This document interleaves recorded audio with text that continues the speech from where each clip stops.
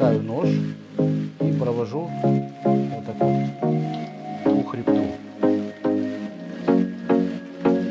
И разделяем на две половинки. При хорошем засоле всегда вот так вот красиво получается у нас филе. И немножко лимонного сока.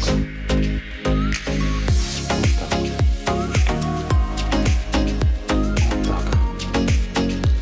Сейчас я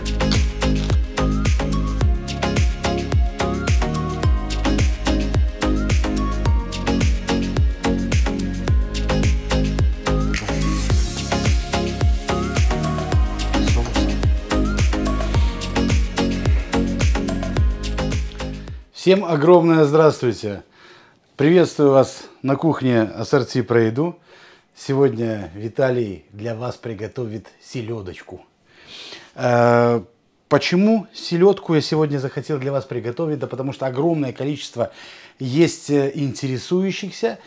Но самое главное, это по просьбе моих подписчиков. Вот, я приготовлю сегодня селедку, ту, которую я люблю. Именно того посола, который я люблю. И этот посол, это как бы, я не скажу, что там ГОСТ или не ГОСТ. Это в данном рецепте, к данному рецепту она не относится.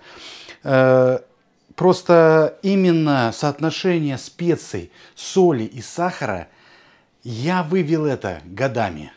Поэтому это вот именно то, что мне нравится. И нравится именно и по соли, и по специям, и по всему остальному. На что это будет похоже? Это селедка будет пряного посола. Вот, можно сказать, такая вот советская селедка пряного посола. Но в советские времена она была такая пересоленная, там, да, и не очень хорошая. Вот. Но вкус мы помним весь до сих пор. Я вот очень не люблю, когда перед самыми праздниками я не приготовил для себя селедки, а пошел и купил. Купил одну, вторую баночку. Пришло время подготовки. Я начинаю это все нарезать. Блин, а там... О, ужас! Притом не всегда ты поймешь именно какой вкус этой селедки. Бывает, что красиво выглядит, а вкус ужасный. И что делать? Надо бежать в магазин, надо срываться, терять время на это все. Опять покупать черт знает что. Ладно, я вас уговорил. Да. Все, мы делаем свою селедку. И после этого рецепта вы точно не захотите ее покупать в магазине. И еще один моментик. Конечно, покупаем селедку только именно свежую. Как говорят, рыба должна быть именно всегда самая-самая свежая, потому что все-таки в рыбе вырабатывается при неправильном хранении, и если она испорченная, такой яд тирамин. Поэтому как бы от него у вас и плохое настроение, и головная боль. Вы не очень его замечаете, вы съедаете эту селедку. Кажется, что вот она еще довольно неплохая, но в ней уже это есть. Дальше, о веселом. Хватит о грустном. Как выбрать саму селедочку, чтобы в ней была или икра, или молоко. Самое главное отличие мальчика от девочек — это девочка прямая спинка и большой животик. Большой прогнутый. Правильно? Мальчик более толстый по сравнению с девочкой. Ну, тут, может, не очень заметно. Более толстый. У него прогнутая спина и впалый животик. Вот самое главное отличие мальчика от девочки. Итак, селедку я промыл, я ее не потрошу. Почему я ее не потрошу? Потому что здесь внутри есть желудочный сок, который будет ферментироваться и давать именно сам вот этот вот очумелый вкус именно самой селедки. Поэтому я сразу ее перекладываю в контейнер. Вот так вот. И буду делать только рассол. Что насчет рассола? Я вам скажу насчет рассола, или многие называют тузлук. Но тузлук, это, как по мне, это более такой яркий. очень концентрированный рассол, рассол уже будет узлуком. Я же готовлю рассол. По мне, воду кипятить не надо. Если вы хотите, вы можете прокипятить соль, потому что в некоторых местах бывает соль не йодированная обязательно. Не йодированная соль, она бывает именно с примесями, и когда вы прокипятите, сверху эту пенку снимете, удалите и остудите. Ну вот соль, да, но приправы не надо. Не варите их, потому что, в принципе, особенно, например, если вы кориандр добавляете, он будет горчить, пропадают вкусы. Это стопроцентно. Многие улетучиваются при охлаждении этого раствора. Он отлично не раскроются и в холодной простой воде. Поэтому я беру холодную воду просто из-под крана. И в ней очень хорошо, она живая. Она живая водичка, а не та, которую прокипятили. Вот. Если у вас водичка в кране не очень хорошая, вы берите бутилированную воду. Вот. Что из пропорций? Я беру в принципе, я все внизу напишу. Все ингредиенты, если вы вдруг не успеете за мной и не успеете разобраться в граммах, сколько я чего добавляю, не проблема. Я все внизу напишу под видео, вы прочитаете и сделаете себе спокойненько эту вкусную селедочку. Шикарно. Вот. Но я, в принципе, как уже моим испробованным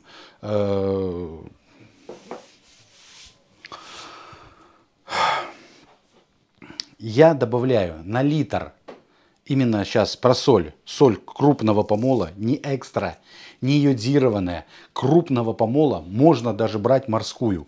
Я беру 60 грамм на литр. Это 3 столовые ложки без горки.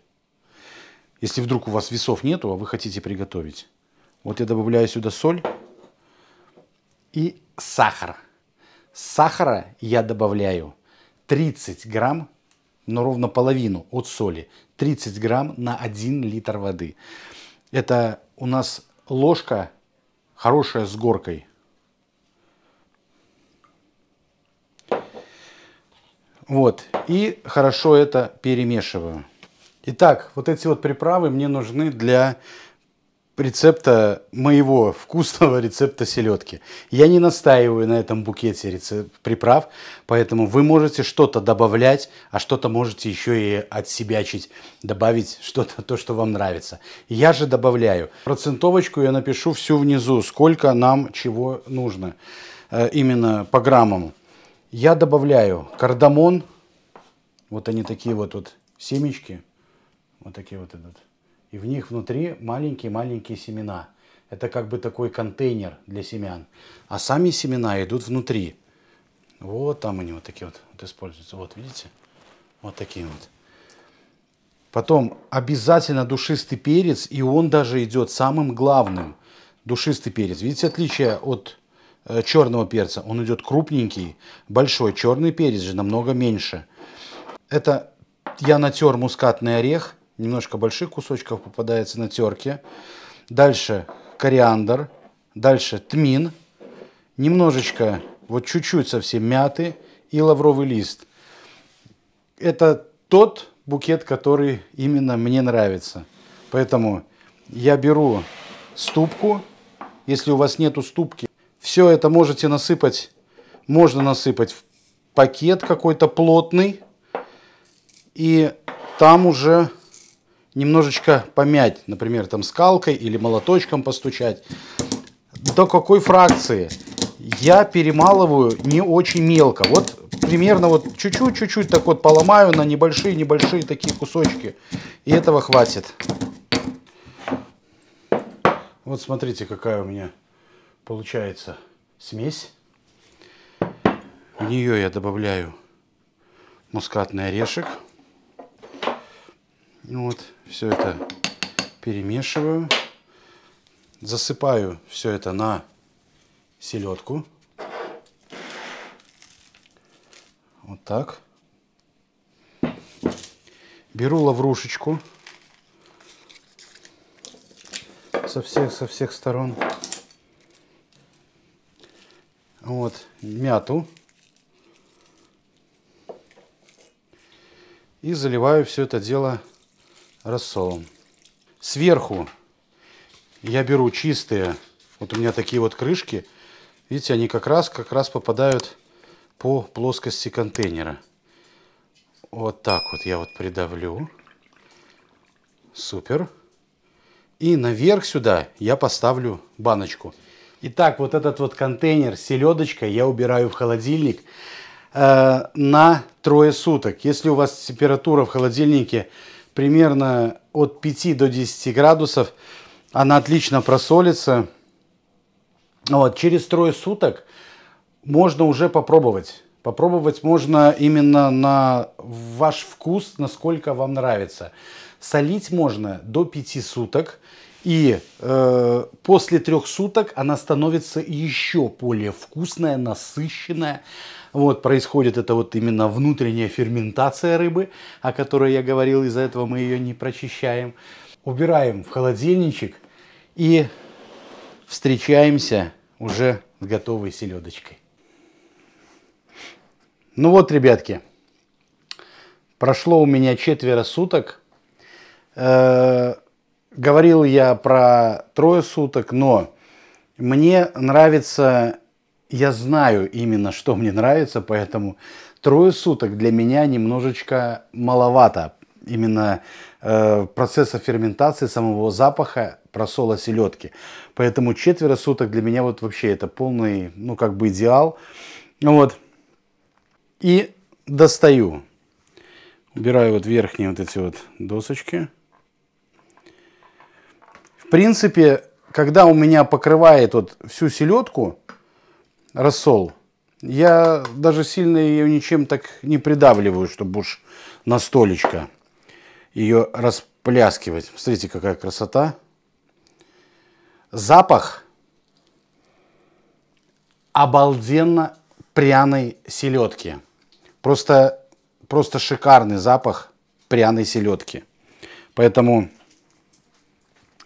что я хочу для вас сделать, это показать способ, как я разделываю селедку, чтобы было удобно, чтобы это было быстро. Вот. Итак, как я начинаю разделывать? Делаю сразу надрез возле головы, отрезаю голову, убираю в сторону. Дальше, вот в этой части очень много мелких таких вот, как бы сказать, этих. Вот молоку я не люблю резать. Начал вот как раз же с мальчика. Вот пузика вот так вот отрезаю. Вот так. Вот. Это тоже в сторону. Выбираю молоку. Из молоки, если досмотрите видео до конца, я обязательно сделаю просто шикарнейший соус для селедки. Это будет просто бомба. Вот. Немножко вот эту вот пленочку я убираю. Вот. Одна красивая. Вторая красивая. Так. Это тоже пойдет сюда. Изнутри обязательно вынуть все, что здесь у нас есть. Совсем здесь этого немного добра, но оно есть немножко. Так, дальше. По спинке я втыкаю нож и провожу вот так вот по хребту. Дальше, вот в этом вот, где вот эта вот косточка, я цепляю под нее и провожу еще раз. Вот так. Вынимаю сразу вот эту вот косточку верхнюю. Видите, вот косточки сразу в сторону. Дальше беру селедку, вставляю сюда пальчики и начинаю одну сторону отделять от хребта. Просто вот втыкая пальцы в мясо. Это совсем не сложно. Вот видите, и большие косточки у меня все Все вот они выделяются. И маленькие, и большие. Вот так вот по всей длине. Вот одна часть. Видите, вот и внутренние кости, и наружние. Остается только в самом-самом конце, вот здесь вот немножечко останется косточек. Опять также беру, поддеваю хребет, понемножку. И вот так вот вынимаю его.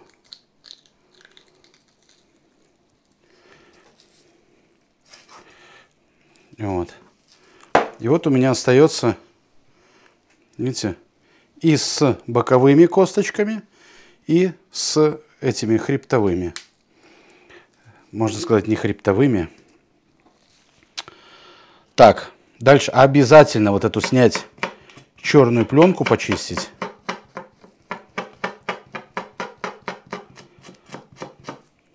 Поддеваю ножиком, если где-то осталось немножко косточек. Вот. Получилось вот такое филе, красивое. И сейчас уже я с этого филе чулочком легко беру и снимаю шкурку.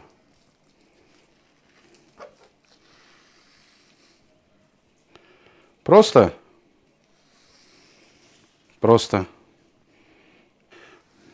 И вот у меня красивые вот такие вот две филе. Пленочкой я сразу это все обворачиваю в свою досочку, потом вот так вот надрезаю, и верхнюю часть я заворачиваю вот так и выбрасываю. Итак, ребятки, давайте я вам покажу еще один способ, как можно разделать рыбку. Вот это у меня, по-моему, еще один мальчик. Давайте возьмем девочку, наверное. Вот у нас горбатая. Вот будет девочка. И сейчас все аналогично. Я отрезаю голову. Вот. Дальше я вспарываю живот. Можно аналогично также ее обрезать, потому что все-таки потом в конце мы также будем обрезать. Видите, безошибочно знаем, что это у нас девочка.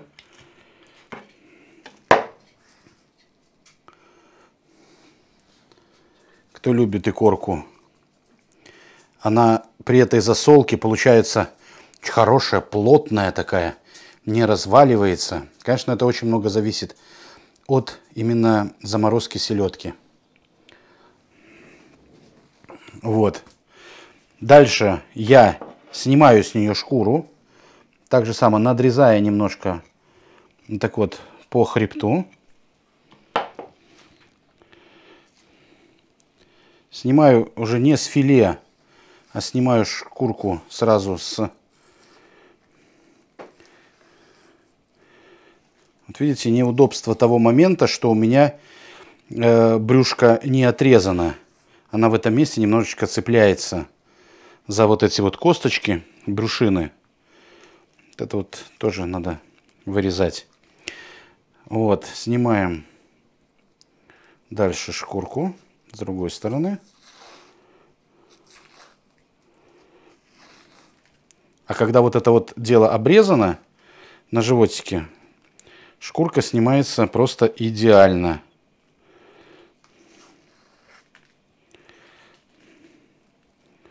Вот так вот. Самое главное, что вы его все равно будете обрезать. Вот у меня все здесь готово.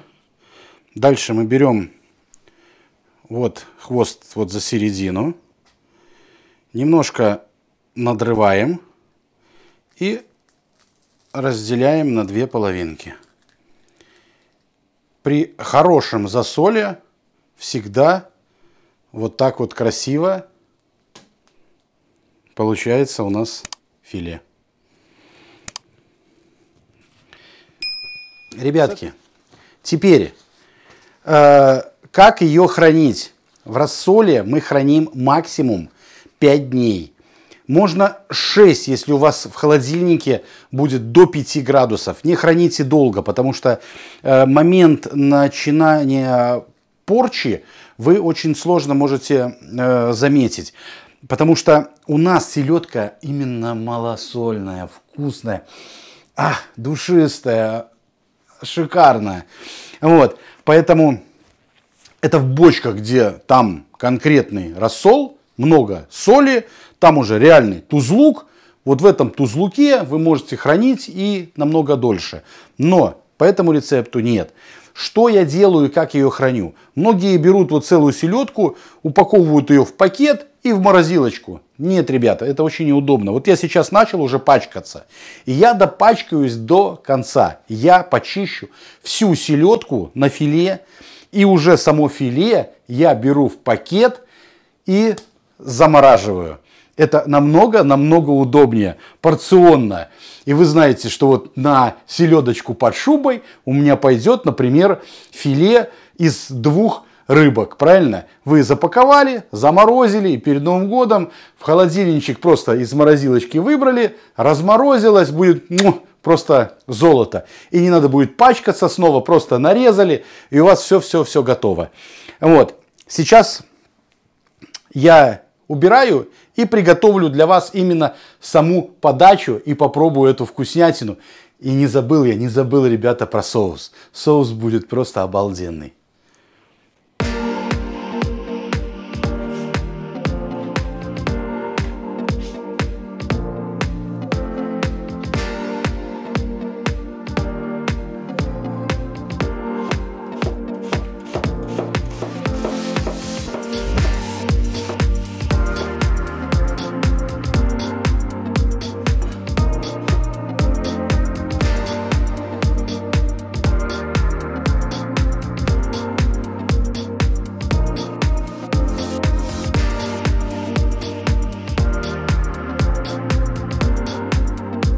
Для приготовления соуса нам понадобится 200 грамм сметаны, сок лимона и, конечно, молоко.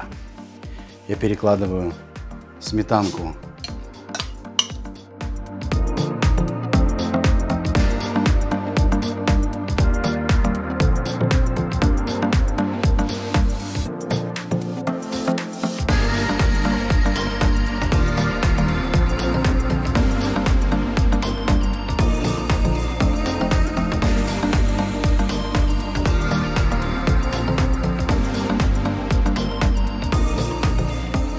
Так, возьмем кусочек хлеба черного. Возьмем так вот кусочек селедки. Сверху немножко вот так вот лучка. Сверху вот так вот немножко укропчика. Немножко вот так вот зеленого лучка. Так вот добавить немножко вот так вот соуса. Это какая красота, а? Сделайте обязательно, вы почувствуете этот запах. Именно пряный, он обалденный. Ну что, хочу поднять я за вас, за моих подписчиков, за тех, кто просто пришел в гости ко мне на канал, чтобы у вас все было отлично. Хороших вам праздников, счастливого вам, ну, если Нового года, то Нового года, смотря когда вы смотрите этот видос. Хочу пожелать вам всегда быть здоровыми, веселыми, жизнерадостными, и чтобы в мире был всегда мир. На здоровье, господа.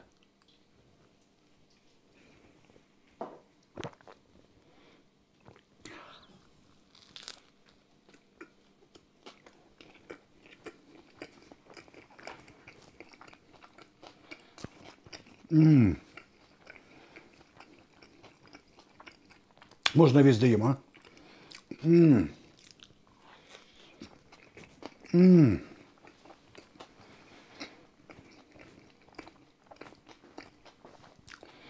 Это шикарный посол.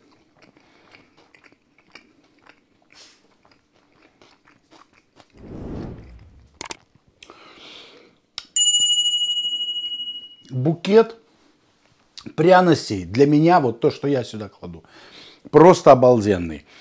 Процент соли и сахара шикарный. Но это мне рецепт, выработанный годами. Потому что здесь именно душа, любовь к приготовлению. И ну просто, ребята, вкусно. Как можно расхваливать селедочку? Поэтому готовьте, вы всегда будете иметь на праздник и на нарезочку, и на эту под шубой селедочку, и вообще просто вот вкуснятину. Вот. Ребятки, огромное спасибо, что вы посмотрели этот видос. До новых встреч. Чтобы вы,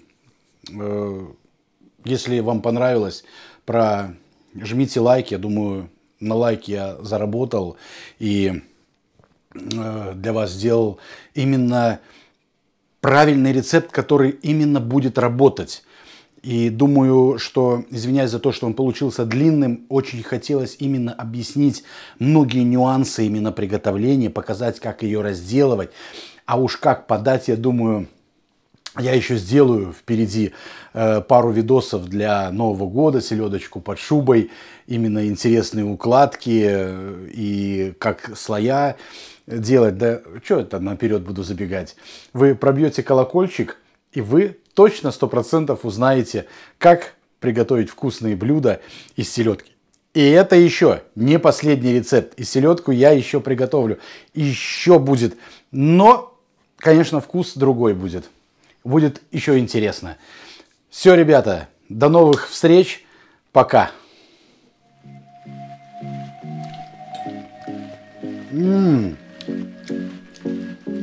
А икорка. Обалдеть.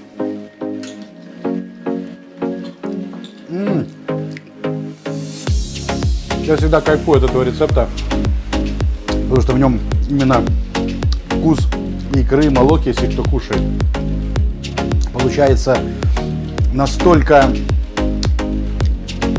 мягкий посол, что просто обалдеть. Она такая вкусная, она крепенькая, она шикарная.